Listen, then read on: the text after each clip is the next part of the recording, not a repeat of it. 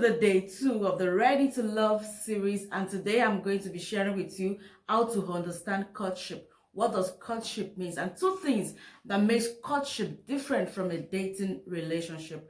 And the 2 things are, number 1, conviction. Number 2, intention of marriage. Now, when it is courtship, there is conviction. There is a knowing that is accompanied by an inward witness that someone is a rightful husband or wife to be. But when it is dating, for instance, it is more of a guesswork. You both are not sure. You just want to see how things will go, if it will work out well or if it will not. There is no intention of marriage. That brings us to the second point. So the intention of marriage and conviction makes courtship different from dating. And courtship is the godly way, is the biblical way for a Christian to love. That means if you're not yet convinced about a person that they are your spouse, if you've not prayed, if you have not been persuaded, you are not under any obligation to accept a marriage proposal from them. Today, it might look like, why should I pray about a marriage partner? I can just be attracted or through feelings or through... No, it's beyond that. What holds marriages together is beyond physical attraction, is beyond feelings. It has to be backed up by conviction. There should be a knowing in you.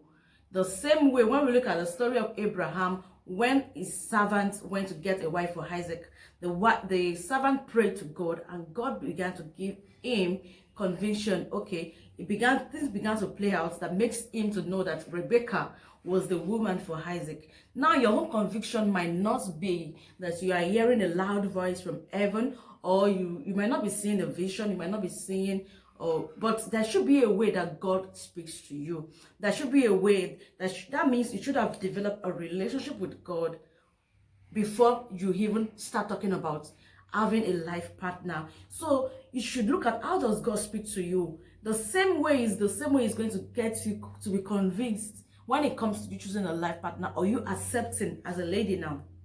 So how has God been speaking to you over the years? It's the same way. So don't start looking for another method. So, okay, is it an inward witness? Is it an inward knowing? Or you just have a peace concerning the matter?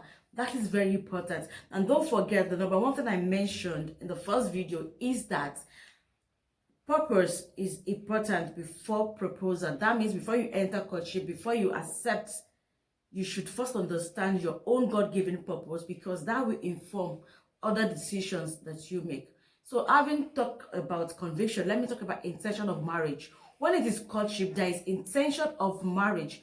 That means when you're both coming together, you're building towards the future, you're getting to know one another, but you have the intention of being married to one another, which is quite different from a dating relationship. In a dating relationship, there might not be the intention of marriage, but in courtship, you both know what the end of that relationship is to be, which is marriage. So right now, I want to say that sometimes it is better not to go into courtship when you know you are not yet ready to be married.